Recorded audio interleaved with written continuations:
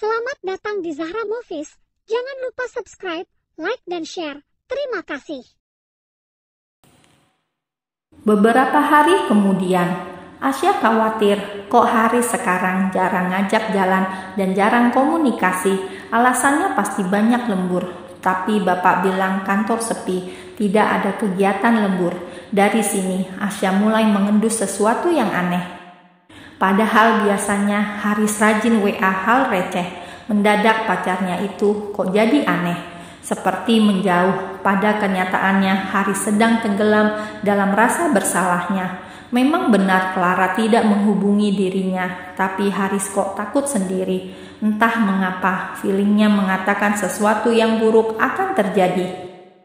Sudah seminggu ia tidak bertemu Asya, mungkin rindu. Haris pun memutuskan ke RSCW, di mana di sana Asya sedang bertugas. Asya yang tidak tahu ada kunjungan pacar tiba-tiba, ia pun malah santai bercanda dengan seorang dokter di salah satu bangku taman. Keduanya terlihat akrab. Sesekali dokter pria itu menatap kagum pada Asya. Dari jauh, Haris bisa tahu kalau dokter itu naksir pacarnya. Cemburu, Haris mendekati keduanya. "Syah," panggil Haris. Asya langsung menoleh, wajahnya berbinar-binar ketika melihat siapa yang datang. "Mas Haris?" "Dok, kenalkan, ini Mas Haris," ucap Asya mengenalkan dua pria tampan tersebut. Satu pejabat bank, satunya lagi dokter yang juga sedang mengambil spesialis. Tanpa Asya tahu, dokter itu sebenarnya sudah naksir berat pada Asya. Dasar Asya tidak peka. Perhatian dokter tersebut ia anggap seperti perhatian seorang rekan kerja dan teman seperjuangan. "Febrian," dokter tampan itu mengulurkan tangannya. Haris pun menyambutnya dengan enggan. Keduanya berjabat tangan, tapi dengan sorot mata yang sama-sama tajam, setajam peniti buat pasmina. Di dalam mobil, "Jangan senyum pada pria lain, Asya," celetuk Haris. "Dia teman kuliah Asya, Mas, dan sekarang jadi rekan kerja. Ya, Asya seneng dong ketemu teman lama. Masa ketemu teman harus cemberut?" Elak Asya. Kamu ini." "Aduh," Asya mengaduh ketika Haris mencubit ujung hidungnya. Lama-lama, akhirnya suasana menjadi mencair. Mungkin juga karena rindu, tidak ketemu beberapa hari. Sepanjang jalan, keduanya sesekali saling melirik. Hingga sampai di depan rumah Asya, Haris sepertinya ingin mengatakan sesuatu. "Asya." "Ya," jawab Asya sambil menoleh, sedangkan tangannya sibuk melepas seatbelt. Haris menarik nafas panjang, kemudian wajahnya menjadi serius. Pria itu kemudian menatap Asya lekat-lekat. "Maukah kamu menikah denganku?" Asya mendongak. "Mas Haris lagi bercanda, gak lucu." Asya langsung turun dari mobil, tapi Haris juga ikut turun. "Asya," panggil Haris.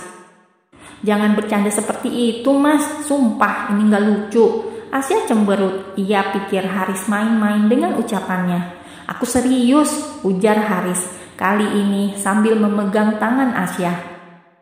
Asya seketika menepis tangan kekasihnya itu. "Udah deh, Mas pasti capek banyak kerjaan. Sudah, pulang aja. Jangan bercandain hal-hal penting seperti ini." "Tunggu ya Syah, nanti aku bicara sama bapak dan ibu." "Hah? Mas benar-benar serius menjalin hubungan ini? Kamu satu-satunya, Syah." Asya menelan ludah, sepertinya Haris tidak bercanda. "Kasih Asya waktu, Mas." Haris tersenyum tipis, kemudian mengangguk. Beberapa minggu kemudian, Bima Sena tiba-tiba harus pulang ketika mendapat kabar adiknya akan melamar seorang gadis. Hancur hati pria tersebut ketika akhirnya Haris sudah semakin dekat dengan gadis impiannya selama ini. Sepanjang perjalanan menuju rumah, bibirnya terus bergetar, merapal banyak doa, meminta pada Sang Pencipta, seolah masih belum bisa melepaskan Asya dari hatinya. "Ya Allah, Asya." Sambil mengemudi, ia mengusap sudut matanya. Dadanya terasa sesak, seperti sesuatu menancap di dalam sana. Sakit, tapi tidak ada yang terluka. Sekuat ia menahan, akhirnya ia berhenti di tengah jalan. Pria seperti Rambo itu akhirnya tidak bisa menahan diri. Bimasena sudah tidak mampu lagi membendung rasa sesak yang tidak tertahan.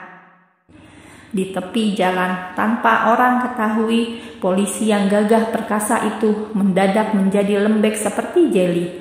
Ya, Bimasena akhirnya harus merelakan Asya untuk adiknya. Tangisnya pecah tanpa ada yang tahu betapa hancurnya hati seorang Bimasena kala itu. Ini lebih sakit daripada luka tembak, lebih perih daripada bekas operasi terkena air lemon. Bima benar-benar sudah kalah, padahal sebelum janur kuning melengkung, Asya masih milik bapaknya. Dasar Bimasena, terlalu fokus pada karir, Asya pun melayang. Kediaman keluarga besar Riyadi. "Nah, itu Mas Bima sudah tiba, Bu," seru Haris yang sudah sumringah. Sebentar lagi OTW melamar Asya. Haris sudah rapih, baju batik premium yang ia kenakan membuat pria itu makin tampan. Posturnya yang tegap atletis membuatnya semakin kelihatan mempesona bagi kaum hawa. Begitu juga dengan Ardi, anak terakhir dari Bapak Riyadi. Pria itu juga sudah tampil rapi dan kece badai. Tinggal Bimasena saat pria tersebut keluar dari mobil, wajahnya begitu muram dan suram, bahkan matanya sembab. "Habis kena pukul, Mas?" tanya Haris dengan muka serius. Ia mengamati wajah abangnya yang sembab. Bimasena menggeleng, kemudian langsung masuk ke dalam.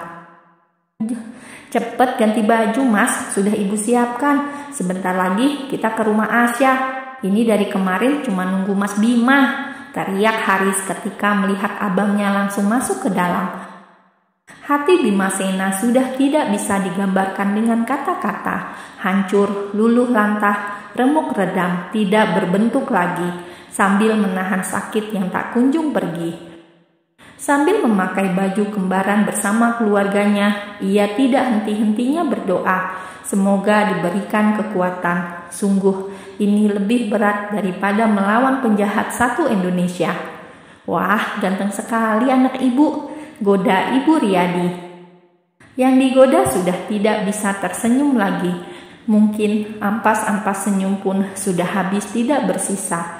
Sepanjang perjalanan menuju rumah Asya pun, Bimasena sama sekali tidak berkomentar. Mulutnya terkunci rapat.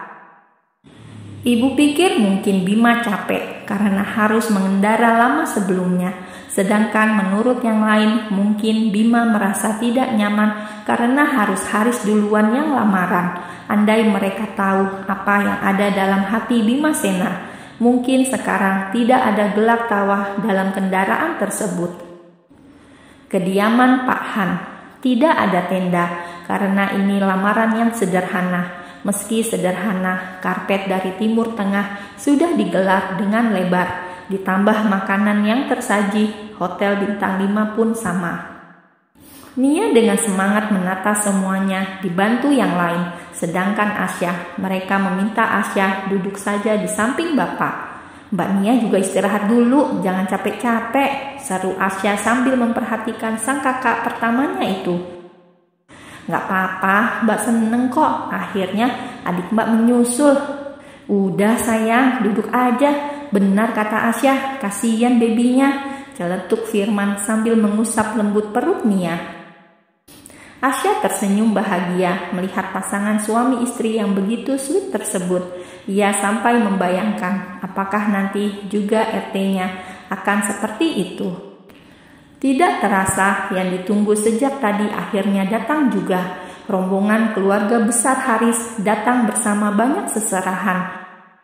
Wajah-wajah yang baru turun itu terlihat melempar senyum ramah, kecuali Bimasena. Entah seperti apa perasaan pria yang malang tersebut harus mengantar lamaran sang adik kepada gadis pujaannya. Cinta dalam diamnya pada Asya selama ini benar-benar terkubur sampai akhir karena tidak pernah ia ungkapkan.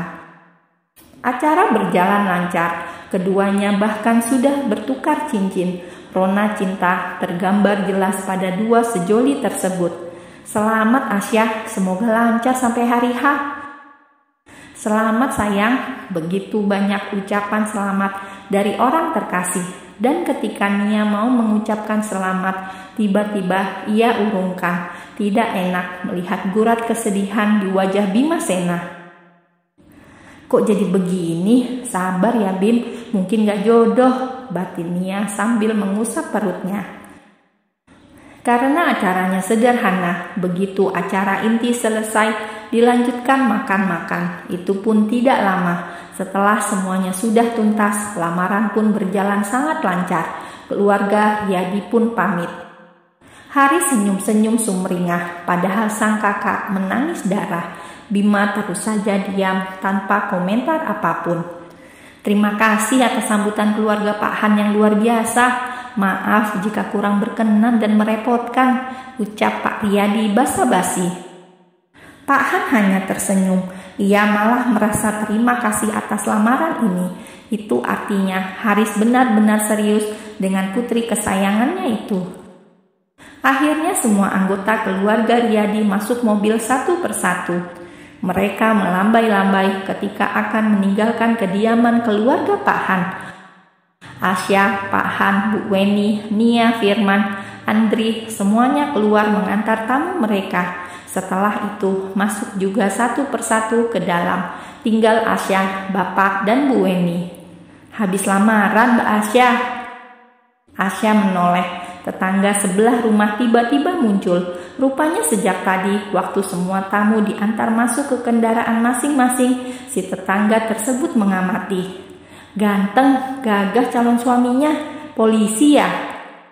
Asya seketika mendongak. Belum menjawab, si tetangga kembali berbicara. Itu yang satunya lagi saya kenal, yang kerja di bank. Kebetulan pacarnya teman adik saya, Haris ya namanya.